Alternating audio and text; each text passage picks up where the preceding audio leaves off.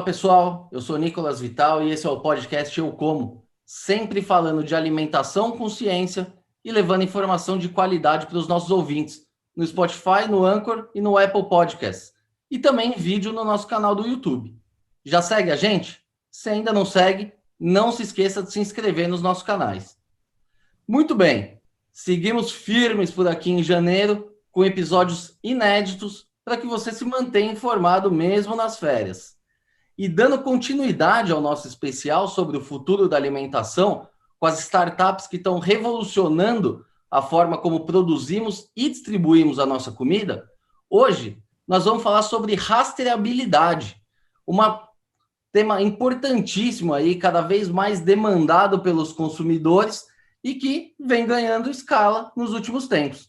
E para falar sobre isso, nós vamos conversar hoje com o Vasco Pique, da Safe3, uma startup especializada na rastreabilidade de alimentos que integra informações de todos os elos da cadeia produtiva, da fazenda até o consumidor final. Vasco, muito obrigado por aceitar o nosso convite. É uma honra ter você com a gente aqui hoje.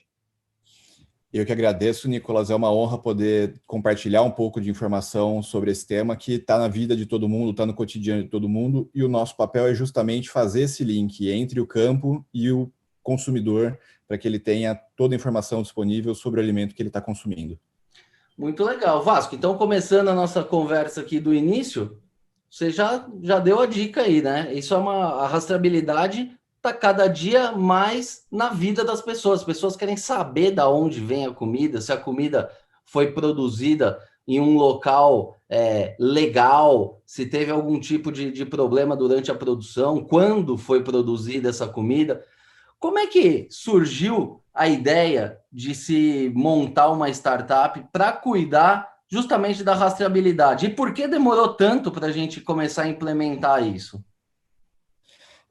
O assunto da rastreabilidade em alimentos ele começou a ganhar maior escala a partir daqueles problemas de mal da vaca louca na Europa, que foi mais ou menos em 97, 96, e a partir daí começaram a surgir as primeiras regulamentações internacionais. Então, tem um tempo de difusão dessa informação, tem um tempo de preparação dos diferentes mercados, e o assunto, neste momento, ele está muito impulsionado. A gente tem visto uma transformação muito grande no consumidor. Ele quer ter a certeza de que aquele produto que ele está consumindo tem total compliance do ponto de vista social, que não está envolvido em absolutamente nada relacionado a trabalho escravo, trabalho legal, esse tipo de coisa. E ele também está muito preocupado que seja um alimento saudável e que não tenha agredido o meio ambiente. Então, todas essas tendências, elas levam à necessidade de transparência das cadeias produtivas, e isso leva à necessidade da adoção de diferentes ferramentas para contar essa história, para que a gente consiga montar esse quebra-cabeça, mesmo em cadeias bastante complexas, onde você não tem uma ligação direta entre o produtor e o consumidor, você tem vários elos pelos quais esse produto passa até chegar para o nosso consumo. Talvez aí esteja o motivo da demora. Como é uma organização de cadeia produtiva, então isso toma um determinado tempo, você precisa de vários alinhamentos, mas a boa notícia é que tanto aqui no Brasil como internacionalmente, o movimento tem sido muito de criar convergências, de criar caminhos coletivos, aproveitando toda essa experiência da internet, a experiência aí da própria indústria 4.0 levada para o agronegócio, como meio de conectar essas informações e entregar melhor gestão de cadeia, maior sustentabilidade e mais valores para os consumidores. Então, Vasco, mas essa não é uma tarefa fácil, né? O Brasil tem mais de 5 milhões de propriedades rurais aí, humanamente impossível você conseguir cobrir tudo isso. Mas a gente vê um movimento positivo aí, que é o varejo liderando isso, né? Porque o varejo, no fim das contas, é quem está ali no dia a dia com o consumidor, ele é o primeiro a ouvir essa demanda. Como é que está essa questão da demanda do varejo, né? Principalmente das grandes varejistas, e como fazer esse contato com o restante da cadeia? Esse ponto que você coloca é fundamental, Nicolas. Os grandes varejistas eles têm um papel muito importante. A gente tem aí os 3 maiores grupos varejistas. Hoje a gente tem um com capital nacional, que é o Grupo Big, que era o antigo Walmart, mas ele até agora há pouco era uma empresa americana, ainda tem participação do Walmart, então ele captou também essa demanda internacionalmente vindo para o Brasil. E a gente tem o GPA e o Carrefour, que hoje são grupos franceses. Então, eles também têm... A gente está vendo todo o movimento na Europa sobre garantia de origem, sobre os aspectos sociais e ambientais. Então, vem uma pressão realmente internacional sobre esses grandes varejistas, e eles têm uma capacidade muito grande de não só ditar a altura da régua, quais são os requisitos, uma vez que eles estão ali recebendo essa pressão tanto do consumidor nacional quanto do consumidor internacional, mas também de esticar essa régua para um número grande de fornecedores. Então, eles conseguem formular. Hoje você tem disponível no site do Carrefour, no site do Pão de Açúcar, no site do Grupo Big, as suas políticas de origem sustentável de alimentos. Elas nascem muito focadas em carne bovina, porque é um produto que talvez está mais na vitrine, né? Mas que a gente já está tendo essas práticas estendidas também para os outros produtos das cadeias. A gente já está vendo aí compromissos em relação a bem-estar animal, compromissos também assumidos em relação a monitoramento de resíduos. Então, eles são com certeza um game changer, eles estão aí ajudando a mudar esse mercado, e isso está acontecendo tanto com os varejistas nacionais, quanto também com os grandes varejistas internacionais que compram produtos com origem no Brasil. A gente hoje atende, por exemplo, o Walmart dos Estados Unidos em tudo que ele compra para a China e para o Chile, para que também tenha essa garantia.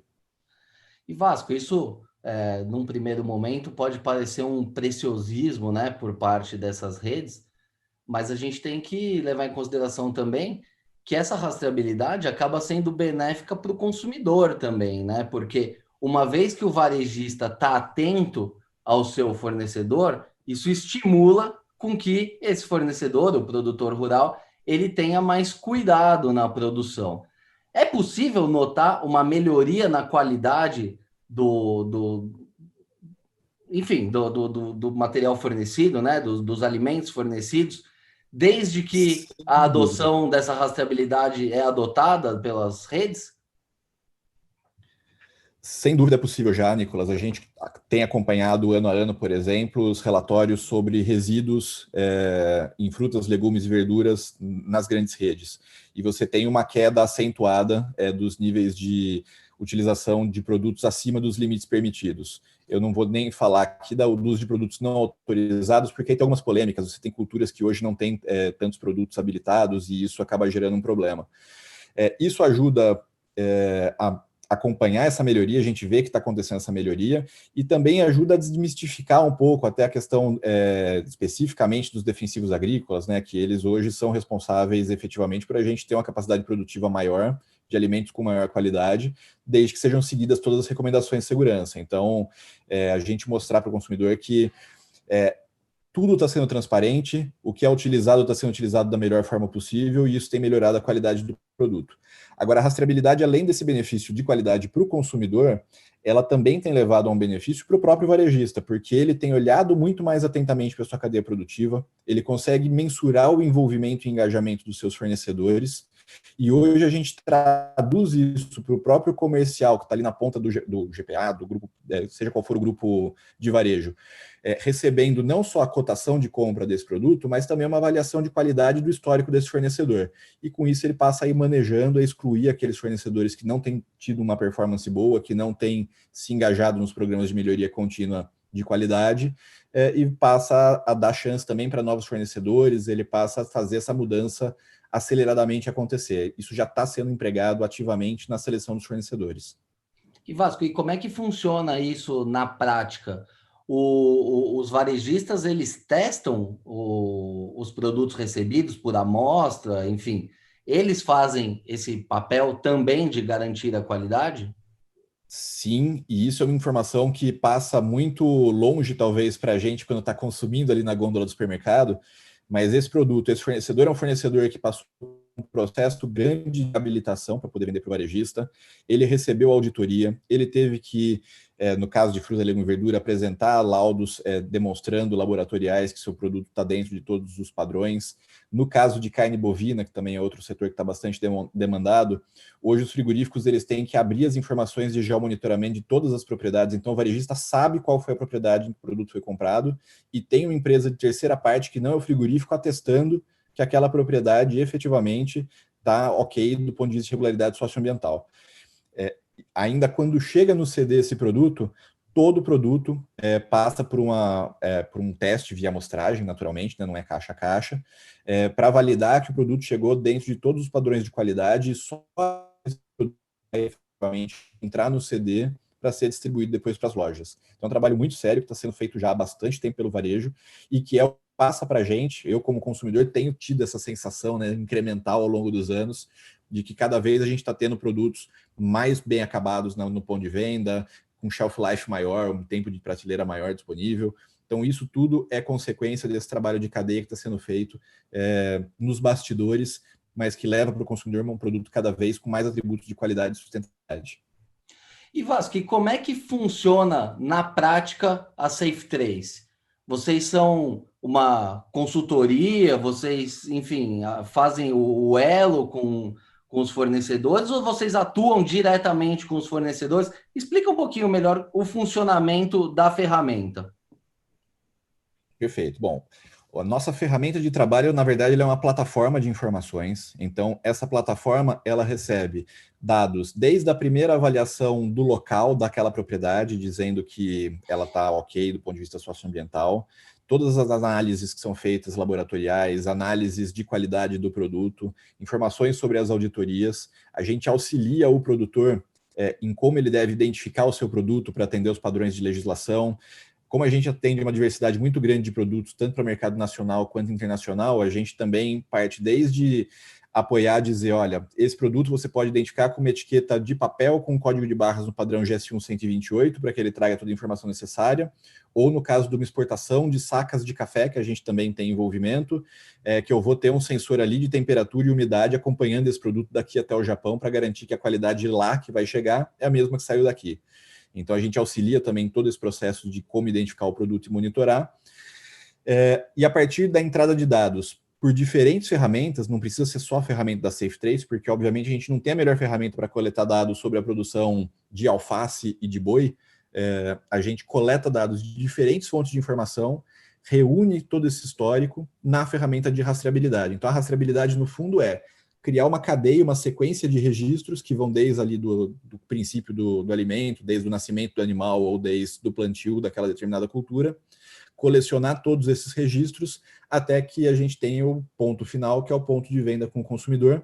E às vezes a gente vai até além, porque os produtos que têm um QR Code hoje, o consumidor, ao fazer a leitura, ele ainda pode dar feedback de qualidade, e esse feedback ele volta para o varejista, para o processador ou frigorífico que vendeu aquele produto, e até para o produtor, se ele tiver cadastrado ativamente na plataforma, inserindo os dados diretamente na plataforma. Então, é também um meio de comunicação com os diferentes elos. A partir desses dados, o que a gente faz é gerar insights para logística reversa, gerar os KPIs para cada tipo de cultura, com os dados mais relevantes para cada tipo de cadeia produtiva, e preparar essas informações para efetivamente estimular esses programas de seleção de fornecedores baseados em critérios de qualidade e sustentabilidade e mesmo de premiação para produtores que consigam fazer isso com excelência e dessa forma sejam valorizados pelos varejistas que estão fazendo essa aquisição desse produto. Então o papel da SafeTrace, no fundo, é organizar todas essas tecnologias e processos, associar isso ao local de produção e ao produto, trazendo transparência para o consumidor e melhorias de gestão para a cadeia. E Vasco, eu imagino que conseguir dados das grandes varejistas e até dos principais distribuidores seja relativamente fácil, porque são empresas mais bem estruturadas, bem administradas. Agora, quando você desce lá na ponta no agricultor, a coisa fica mais complicada. Como é que vocês fazem, na prática, essa coleta dos dados? É o supermercado que fala, ó, esse cara aqui é meu distribuidor, aí você vai lá no distribuidor, aí você fala, distribuidor, de quem que você está comprando? Aí você tem que dar um... Como é que é, na prática, isso para vocês? Exatamente assim, Nicolas, porque o que acontece é o seguinte, a estratégia da SafeTrace, desde o início, que foi o que diferenciou ela no mercado e por que a gente atua hoje com todos os grandes varejistas, é que em vez de ir no granel ali do produtor por produtor, porta em porta, a gente foi em quem é o grande demandante, que tem força na cadeia, para ajudar na adoção da ferramenta para trás na cadeia. Agora, só força não adianta, só demanda não adianta. Ele tem que criar condições, a gente tem que conseguir criar ferramentas para que esse produtor, de uma maneira simples, intuitiva, consiga fazer essa coleta de dados. Então, a gente se depara muitas vezes com segmentos de mercado que não são atendidos. Vou dar um exemplo aqui. Produtor de bezerros. Todo mundo fala ali do grande produtor que vende para o grande frigorífico, mas tem toda uma cadeia de produção para trás, e geralmente a cria, ela está alijada desse processo, e é o pequeno produtor, é o assentado. Então, você precisa criar esses mecanismos para que essa informação chegue até ele, e isso vem através da demanda de quem está comprando o bezerro dele, mas também você precisa criar as ferramentas para que ele colete esse dado. Então, tudo tem que ser muito intuitivo, a gente precisa ter acesso a dados públicos, a dados privados, a gente monta todo esse quebra-cabeça para que a gente precise da menor entrada de dados possível desse produtor que tem pouca capacidade de conexão, pouca capacidade de compartilhar essa informação. Às vezes ele não tem conectividade nenhuma, o que ele faz é criar o caderninho dele de campo, esse caderninho para frente na cadeia chega numa fazenda mais estruturada, e a partir daí essa fazenda alimenta, por exemplo, a plataforma. A gente tem aplicativo para o celular, a gente tem aplicativo web para quem tem acesso à conexão celular web. A gente tem conexão com a base de dados, por exemplo, do governo do estado do Pará, que é quem compartilha com a gente a informação das propriedades, quantas vacas ela tem, quantos bezerros nasceram, para que fazenda elas venderam. Então, é através dessas informações que a gente vai montando esse quebra-cabeça. Eventualmente, não preciso de uma entrada de dados do produtor, mas eu preciso ter fontes confiáveis dessa informação e que possam ser auditadas a qualquer momento. E aí entra o apoio da tecnologia. Então, hoje a SafeTrace ela se apoia bastante. A gente tem um parceiro muito importante que é o CPQD, um parceiro de tecnologia, para a tecnologia blockchain, que é o futuro para que a gente consiga trazer toda essa informação com toda a credibilidade, que para a gente já é o presente. A gente tem atuado em blockchain já desde 2018. A gente tem programas com o próprio Carrefour, por exemplo, no suíno sabor e qualidade, em que já é possível saber desde o grão de soja da ração, a origem dele, granja de avós, granja de matrizes de suínos, frigorífico pelo qual passou, e para o consumidor, cada bandejinha tem uma etiqueta com um QR Code, que ao fazer a leitura, a blockchain da SafeTrace no Brasil e do Carrefour na França, que controla a operação do mundo inteiro, traz a informação sobre toda a origem desse produto. Então, é uma tecnologia que vem ajudar muito a gente nesse processo também. E Vasco, e quem que paga essa conta? Porque, assim, eu acredito que o varejo, ele tenha todo o interesse, enfim, porque ele também tem um valor agregado nisso, ele bota o selo ali de garantia de origem, ele consegue botar uma margenzinha um pouco maior. Agora, e o cara que faz a cria lá na ponta, ele precisa pagar por esse serviço? Como é que funciona essa questão da remuneração? E complementando, esse cara que faz a cria, uma vez que ele é rastreado, ele ganha um prêmio por isso? Bom, então tem aí várias perguntas. Deixa eu tentar sintetizar. Quem paga a conta é o consumidor. Ponto. Se ele não estivesse pagando a conta, a cadeia não estaria se organizando para fazer. Quem vai assinar o cheque, ou o Pix, ou a TED, varia. Então, a gente tem situações em que o próprio varejista, ele se encarrega, como ele já está mais ajusante na cadeia, né? Então ele acaba sendo quem se encarrega de fazer o pagamento da rastreabilidade. A gente tem estratégias, muitas vezes, de concentrar isso no processador, porque, no fundo, ele é quem compra de muitos produtores e vende para vários varejistas. Então, em alguns dos casos, ele acaba sendo responsável por arcar com o custo da rastreabilidade. Mas é bastante consenso no mercado que o produtor, que, no fundo, é quem está trabalhando para entregar a informação, é quem está operando ali a ferramenta, ele não paga. Na verdade, ele acaba... É uma maneira, inclusive, de estimulá-lo a participar, e também é muito importante ser um caminho sempre de mão dupla da informação. Então, se o produtor está entrando ali com os seus processos produtivos, que a gente devolva para ele a avaliação de qualidade do produto dele, devolva para ele um feedback de qualidade. Então, isso não é uma forma de premiação em dinheiro, mas é uma forma também de remuneração do produtor com informação, né? Informação hoje é uma moeda de troca muito importante, mas também tem, sim, casos em que a rastreabilidade gera remuneração, preço-prêmio para o produtor. Aí vai de categoria de produto, é uma lei de oferta e demanda, né? Se você quer comprar um produto rastreado, você tem uma oferta restrita, você vai ter que pagar prêmio para poder receber sua oferta.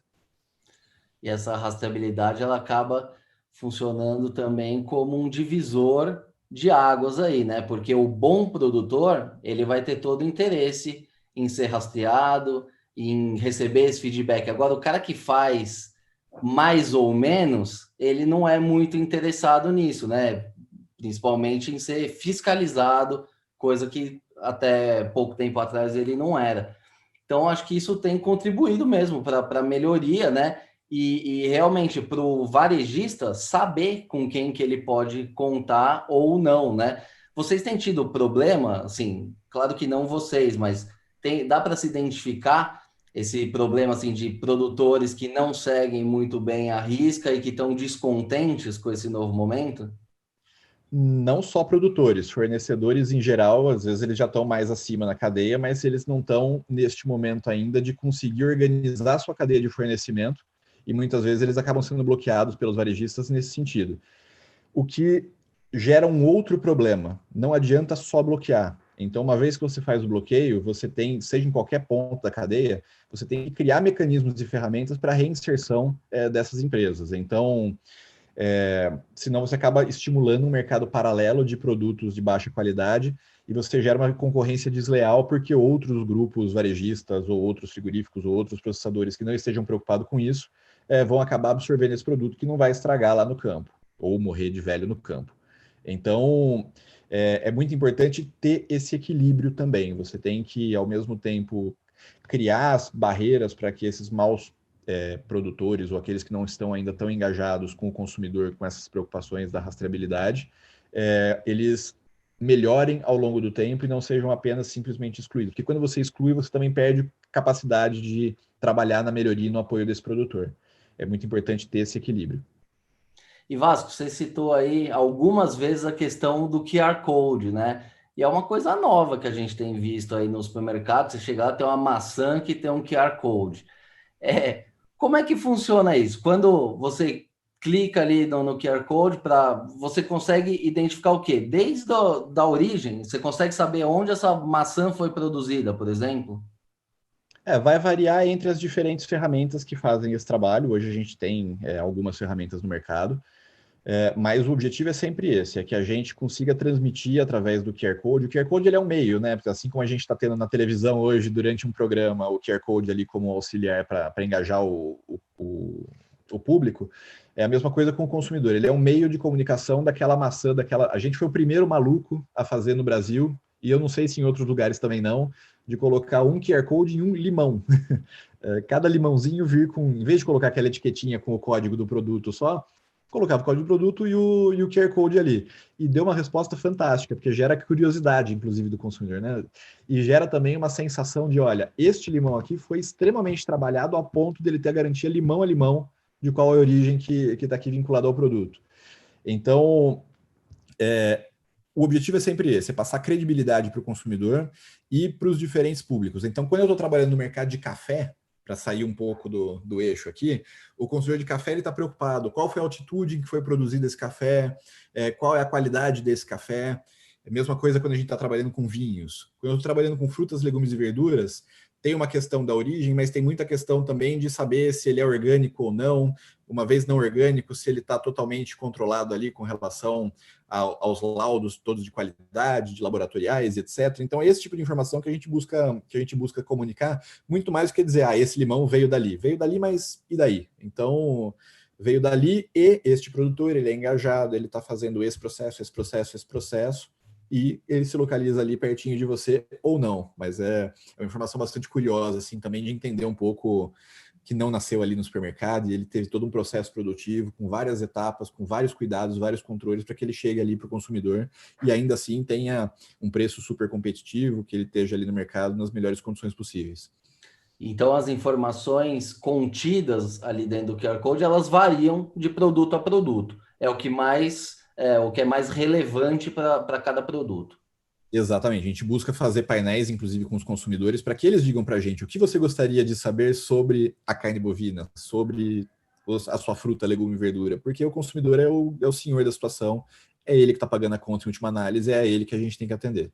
Eu vou dizer porque eu não costumo ficar clicando nos QR Codes de todos os produtos, mas no da carne bovina eu tenho curiosidade sempre de saber. E aí, enfim, se veio do Mato Grosso, se é do interior de São Paulo, se é do Rio Grande do Sul. Então, eu tenho essa curiosidade específica na questão da carne bovina. Podemos ter uma longa conversa sobre isso, que é assunto para um podcast só para ele, porque realmente eu tenho origem familiar, né? Meu avô veio da Itália e montou rede de açougue no Brasil, meu pai trabalhou com frigorífico a vida inteira, Desde pequenininho convivi bastante com o assunto. E é um mundo muito interessante, onde você começa a ver as características de cada local, tipo de rebanho.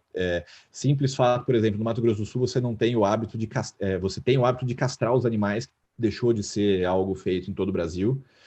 E isso altera muito profundamente a qualidade da carne. Então, tem muitos parâmetros aí que são muito interessantes a gente controlar e entender o que está por trás ali daquele produto, da qualidade que você está vendo nele. Exatamente isso. E hoje tem o apelo da sustentabilidade, né? Tem muita gente que quer saber se o boi veio da Amazônia ou não. Mas, na verdade, existem muitos outros parâmetros importantes aí na questão da carne, né? Porque se a carne veio do sul, a chance de você ter um animal europeu ou parte do sangue europeu é muito grande. Agora, se vem lá do Mato Grosso, pode ser um tipo de Nelore, enfim, se vem de São Paulo, pode ser uma genética diferente. Então, são aspectos, mas acho que isso ainda não está no dia a dia do consumidor médio, né? O consumidor médio, ele está preocupado com essa questão. Está desmatando a Amazônia, está na terra indígena, tem trabalho infantil. É um pouco isso mesmo ou é uma visão particular minha? Não, eu acho que tem um pouco aí de pirâmide de Maslow, né? Então, você tem ali um consumidor que ele está preocupado com o abastecimento, ele quer comprar carne dele porque ele gosta de consumir carne. Ponto. Aí você começa a ir subindo um pouco nas suas preocupações. Então, a preocupação socioambiental, ela é uma preocupação muito básica também. Todo mundo está preocupado com o que está acontecendo com a nossa natureza. Todo mundo está preocupado se não tem um trabalho escravo envolvido no processo produtivo. Quando você passa disso, que deveria ser o mínimo do mínimo, aí você começa a poder ir para esse caminho de querer entender os diferenciais. E no Brasil, a gente tem ilhas de excelência em todas as regiões. Então, você tem mais ou menos como falar que, como você estava colocando, no Sul, ou no Mato Grosso, ou em outros lugares, você começa a sentir a diferença realmente da qualidade, seja pela raça, seja pela maneira como é produzido, precocidade dos animais, genética. É, então você já tem um consumidor que ele já está ficando mais atento a isso. Você começa a ver uma proliferação de marcas, então você vê carne do pastiçal, você vê carne Rainforest Alliance, você começa a ver uma série de certificações, sejam de qualidade, sejam de características socioambientais, aparecendo para o consumidor. Ainda é tímido, mas com certeza esse consumidor está aumentando muito. A gente, principalmente São Paulo, acaba sendo o primeiro mundo em muitas coisas e ele se alinha ao primeiro mundo para muitas coisas, então ele já tem um público muito cativo dessa carne de qualidade e já tem empresas bastante focadas nesse mercado, dando muito certo.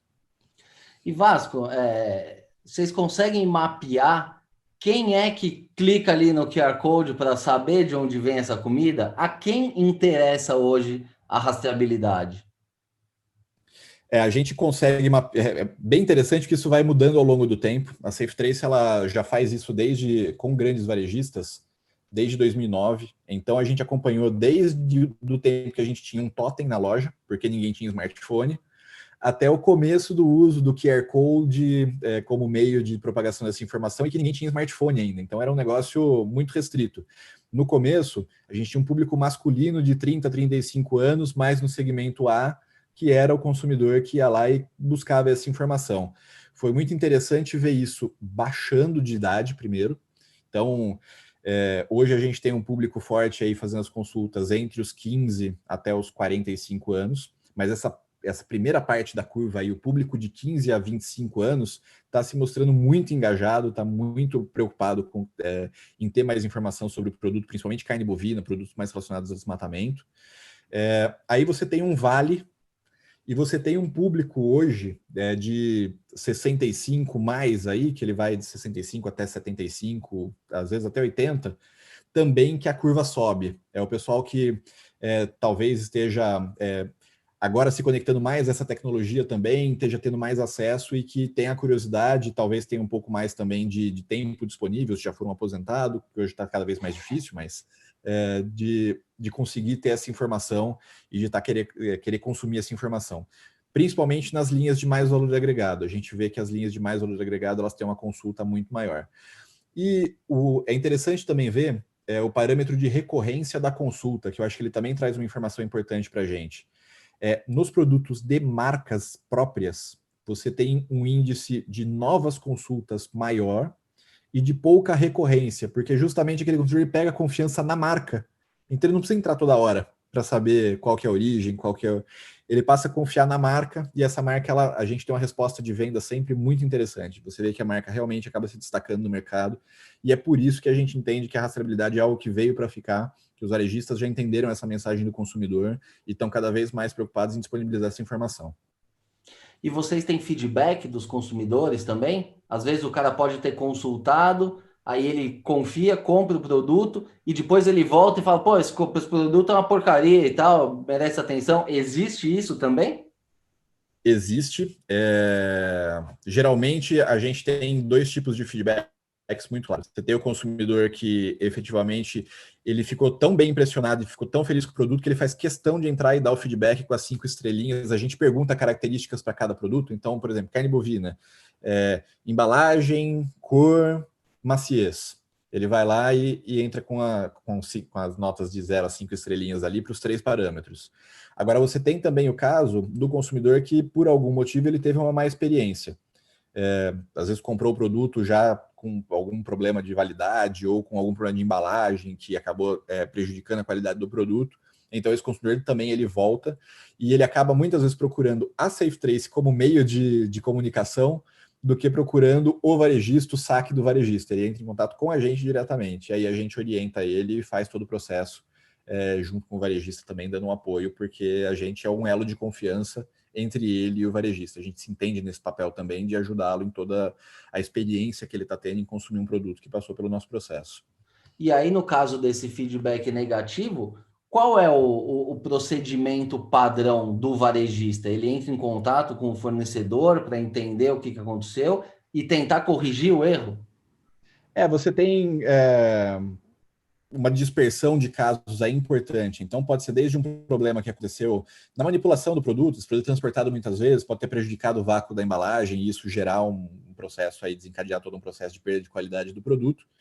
Mas você pode ter outro tipo de coisa. Vou dar um exemplo qualquer aqui, tá? O produto foi com pelo de animal junto. Algo raro de acontecer? Raro de acontecer. Acontece? Acontece. Então, você tem diferentes feedbacks, diferentes. A carne estava com um pH muito alto, então ela estava com alteração de sabor, estava com alteração de odor. Tudo isso pode acontecer. E aí, para cada caso, ou é uma correção de procedimento interno ali no varejista, cuidados de transporte, esse tipo de coisa. Outros casos, isso volta efetivamente lá para o frigorífico, ou para o processador, se for uma fruta, um legume, para que ele possa tomar as medidas preventivas ou corretivas. E tudo isso é acompanhado, tem plano de ação, o varejista efetivamente ele cobra uma solução e o engajamento do seu fornecedor é mais uma vez um meio pelo qual a gente pode ficar bastante tranquilo como consumidor, que é um processo hoje para a gente bastante transparente, né? A gente acaba não enxergando ele, mas que ele acontece, ele é muito sério. O Vasco, e falando um pouquinho da SafeTrace, como que surgiu a ideia de criar essa empresa? Quando que ela foi criada e como é que tem sido aí essa caminhada de vocês? Bom, a SafeTrace, eu contei um pouquinho do histórico familiar, né? Eu tenho esse caminho aí com carne bovina desde de família. E quando o Brasil estava prestes a iniciar os trabalhos do SISBOV, que é o Sistema Brasileiro de Rastreabilidade, que infelizmente ele só é focado para os produtos exportados, para a União Europeia especificamente, surgiu a oportunidade do meu pai, que é do setor, ser sócio de uma certificadora SISBOV, que é a empresa que faz o elo entre o produtor e o Ministério da Agricultura para fazer essa interação de informações. Os brincos com o número tal, estão na fazenda tal, foram vendidos para outra fazenda. E nesse momento eu estava fazendo engenharia elétrica, eu sou engenheiro eletricista, formado pela Universidade Federal de Itajubá, mas numa ênfase de informática industrial. Como tinha muita tecnologia, meu pai falou, olha, eu entendo da parte toda do frigorífico e do boi, mas eu preciso de alguém de tecnologia para ver como é que vai funcionar, se funciona e se é um negócio para a família. E eu acabei estragando a reunião com 3 perguntas. Primeira era, se eu estivesse lá na Europa comprando uma bandeja de carne, eu saberia que não veio de uma fazenda no Brasil com qualquer tipo de problema socioambiental ou sanitário. E aí disseram que não. Aí eu perguntei por que não. Disseram que era pelo frigorífico ser uma linha de desmontagem, que era difícil acompanhar essa rastreabilidade do produto, diferentemente de uma montadora de veículo, por exemplo. E a terceira pergunta fatal foi, então, para que serve? E a resposta foi o que fez meu pai não virar sócio da empresa, que era serve para exportar carne para a Europa, até a Europa saber que não serve para fazer bloqueio e recall de produto em caso de problema sanitário. E aí, vida que segue. Ou eu acabei fazendo uma matéria de meio pesquisa, tema livre sobre informática industrial. Eu precisava de um problema para resolver. Lembrei dessa questão da rastreabilidade na indústria, que era colocada como um desafio. Eu já tinha uma vivência em indústria. E mapeando os processos e utilizando a tecnologia de RFID, que é essa mesma tecnologia do sem parar e do pedágio, a gente viu que a gente conseguiu uma resposta muito boa de manter a cadeia de rastreabilidade dentro do frigorífico.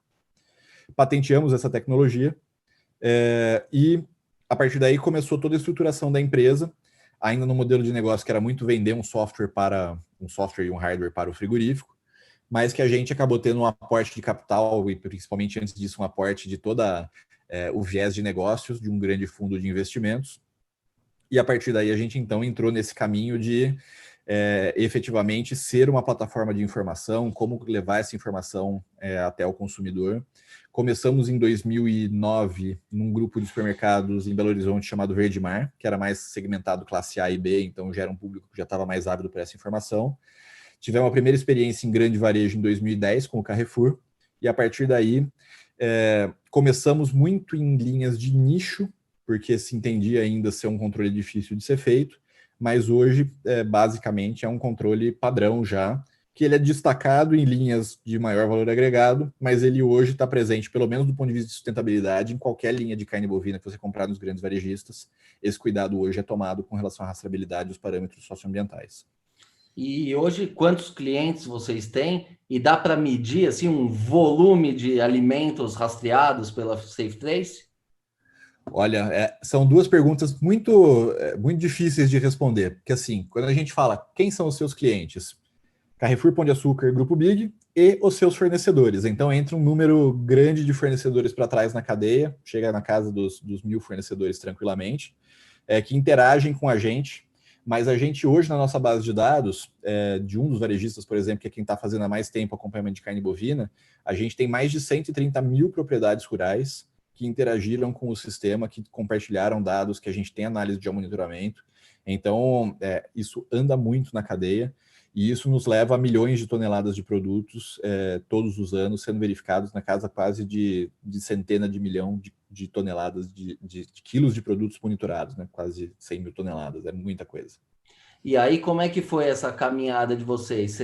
Pelo que você me explicou aí, você já tinha esse know-how, você conseguiu esse cliente, já chegou o fundo de investimento, foi tudo Essa muito história é assim, muito... e os tropeços no meio do caminho? Não, aí entra a montanha-russa empreendedora, né? Então, para você ter uma ideia, é o primeiro grande varejista que chegou para a gente, veio pela área de... Pra você entender só o comecinho da história. A área de sustentabilidade ficou sabendo do trabalho que a gente estava fazendo para o Verde Mar, falou, eu quero isso para minha linha de produtos, levou a gente para a primeira reunião com o diretor de um grande varejista. O diretor falou, olha, sensacional o trabalho de vocês, tenho certeza que isso é o futuro, gostei muito, quero que o Carrefour aplique isso.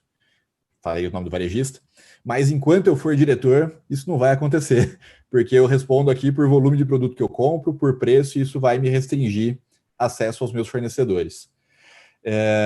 2 semanas depois ele foi demitido, e aí o Carrefour foi o primeiro varejista que começou com isso, mas o primeiro choque assim foi bastante importante. Esse caminho ele é todo com muitas idas e vindas, porque você pode imaginar que sustentar uma estrutura tecnológica para fazer isso com volumes de nicho é algo muito difícil, então por isso foi muito importante ter um investidor começando com a gente, para que pudesse suportar essa curva de aprendizado, tanto nossa quanto do mercado, do que é a nossa proposta de valor. E eu posso dizer que a gente, em 2016, a gente acabou, então, uma história longa, desde 2008, né, começando com a empresa, mas em 2016 foi onde a gente sentiu esse amadurecimento forte do mercado, o Brasil passou a ter uma legislação de rastreabilidade também, e a partir daí a gente vê esse engajamento muito grande do varejo, da indústria, em melhoria. É um processo difícil, envolve engajamento de fornecedores, ele é um processo que muitas vezes ele não consegue ser implementado na velocidade que se gostaria, não é só... O varejista muitas vezes ele pensa, eu vou chamar o meu fornecedor aqui, na semana que vem ele implementou. É uma canseira que o fornecedor dá nele, porque o fornecedor sabe que ele tem pecados internos, que ele tem coisas a corrigir, mas é um caminho de melhoria contínua. Então, a gente tem essa montanha-russa de dificuldades ao longo do tempo, da adoção da tecnologia, melhorar as tecnologias utilizadas, porque tecnologia é algo que vence muito rápido, né? Então, a gente tem que estar sempre na próxima tecnologia, já com ela preparada.